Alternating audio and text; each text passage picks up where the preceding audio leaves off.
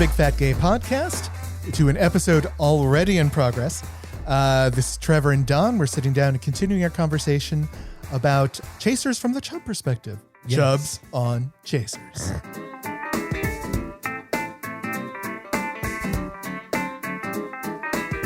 So what do you think we can do to make ourselves more approachable? Is that the issue? Do you think that we are flaunting our... I think in some cases it is. I think there are chubs that either don't think they're worthy or don't think they deserve that. That's interesting. And it is, so, fat people are treated so horribly in like every aspect of their being, to get kind of the complete inverse of that. And like at such a high level, in such a concentrated beam of admiration. Lust beam. Yeah. The lust beam.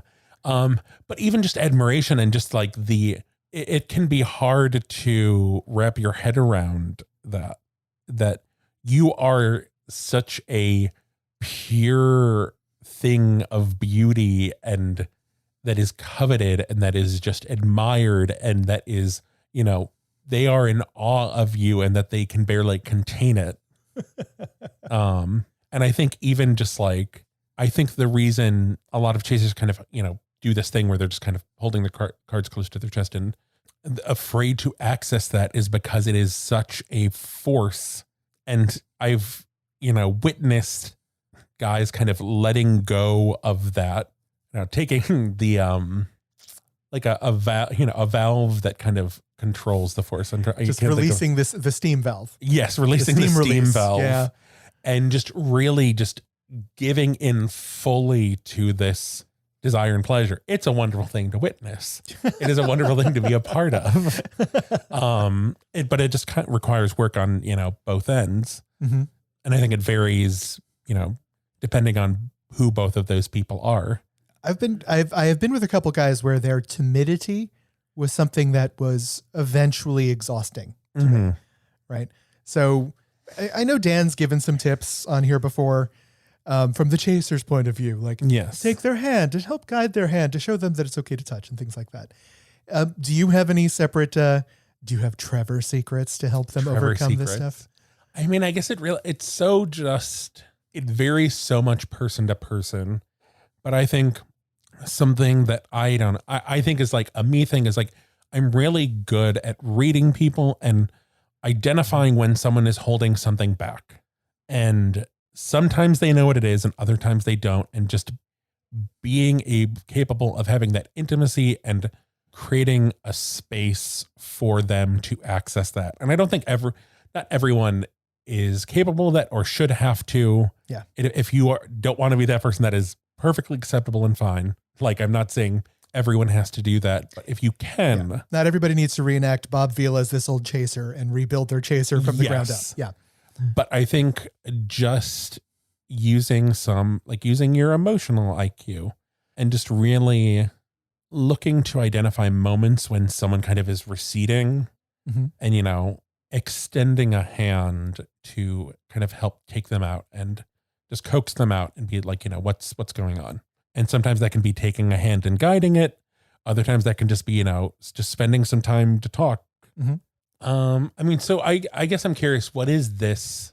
So like, this timidity that you seem to be running into multiple times, and like, maybe what is the common thread of that? If it's a normal interaction, right? Just like, hey, how are you doing? You're attractive. Would you like to get together, have coffee? And then they ghost. I can actually live with that. That's not a big issue for me. It's the people that are like, you are so beautiful, right? You are so, oh my God, I would love to meet you. The ones that are coming on real strong. And then you say yes, and then they vanish. That's a really common theme for me on Bigger City. That absolute worship and then vanishing into the mist. And I don't know if that's a Los Angeles thing. I don't know what I think we've talked about the LA flakiness. But I think also I'm assuming some of this is post-COVID, which Some, but it's not new to COVID. I think COVID, this ongoing hellscape that we're in, healthscape, really has messed with, I think, how we communicate. And I think when you take kind of we compound these things. So LA is inherently flaky.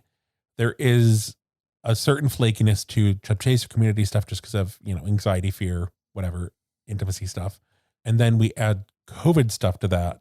It is just this, I don't know, perfect storm. And like, I'm getting better at like getting back to stuff, but I think responding to messages and like making plans and stuff is something I've struggled with as we leave the pandemic. And even just like, I'm so tired of trying to find ways to answer like, how are you? Oh God. What's up? Please like stop asking those questions, people. Please. First of all, how dare you? So I think it is a lot of just the things we're used to dealing with, plus with the, compounded by this new thing of like, we were not meant to really kind of deal with this level of stress for, we're going on a year and 3/4 or whatever. Yeah, we're going to be at 2 years pretty soon. And it's still just like, I think there is like, I know personally is like the anxiety of like, okay, like now going and meeting new people again and trusting them with everything with like vaccine stuff and whatever.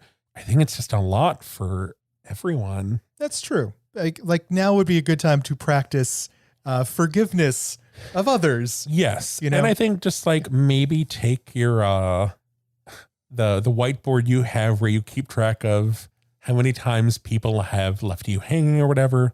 Maybe we just like make a clean slate on our, little shit lists and whatnot. All right. So we're going to declare a chaser amnesty. Yes. Okay. I can do that.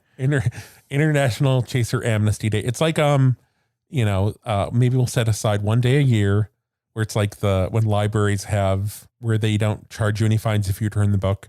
Just, I'll say, November 18th. I don't know what day of the week that is. Chasers, Chubs, message each other. It is a clean slate. Okay. All right. November 18th, yes. People. That's the day. Yes. That is the Trevor Amnesty Day, yes. People. No, I think I don't know. I think my big thing here, because I feel like I didn't really answer your, I haven't addressed your concerns about Chasers disappearing, is just, I think everyone needs to be a little nice, be a little understanding.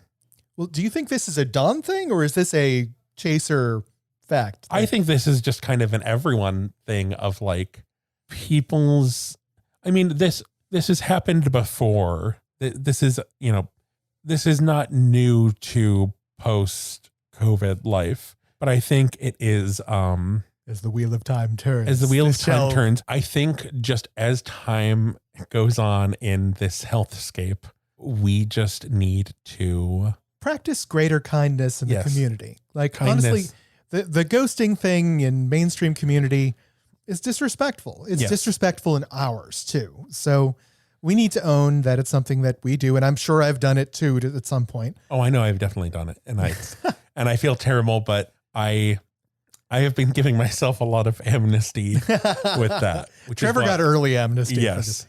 It's something that bugs me a lot. So it's something I really try not to do to people.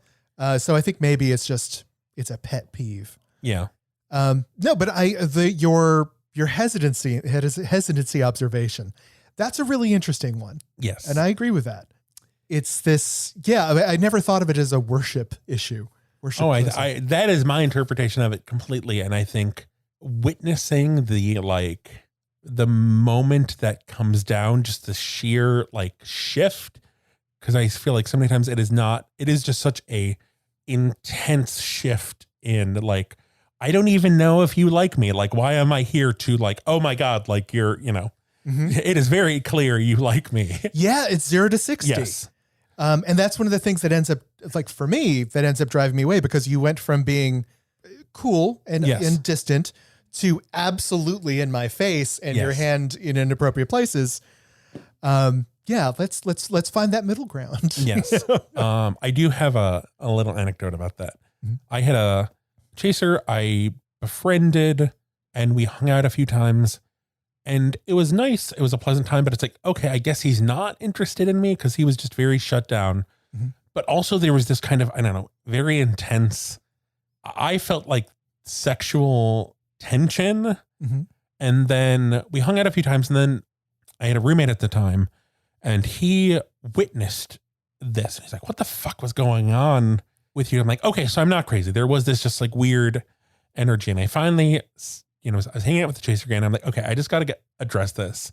And it is fine if it's not the case. But I'm like, are we going to fuck? Because I'm like, I just feel like, we had kind of talked about it. And then I felt like you weren't really into it. So like, what's going to happen? And he was like, oh yeah, let's do it. Like, yeah. I'm like, okay, do you want to like go right now? And he's like, yeah. So I think once again, having some understanding, but I think also like chasers who listen, like, don't be afraid of blowing the steam valve. Just do a slow controlled release. Yeah. Because keep in mind that respectful distance, that respectful silence, yes, and coldness that you put up, that looks really similar to people indifference to people that are not sexually interested in us. Or let's face it, there's an awful lot of mainstream gay guys out there that if they don't want to fuck you, they don't want to talk to you. Yes, and that's what it reads as. Yeah.